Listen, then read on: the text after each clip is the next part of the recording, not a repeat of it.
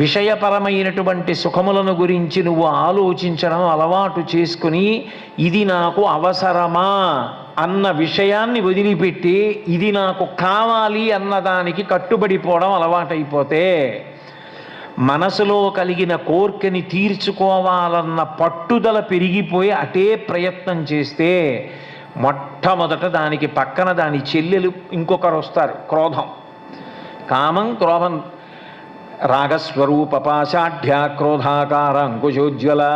అమ్మవారు 2 చేతులతో 2 ఆయుధాలు పట్టుకోవాలా? లలితాపరా భట్టారిక 4 చేతుల్లో 2 చేతుల్లో ఇవి 2 ఉన్నాయి. ఎందుకని? ఎప్పుడైతే కామం పెరిగిపోయిందో, ఒక కోరిక పెరిగిపోయిందో, అది తీరకపోతే పక్కనే క్రోధం ఉంటుంది. క్రోధం వచ్చిందా మరింత జారిపోతాడు.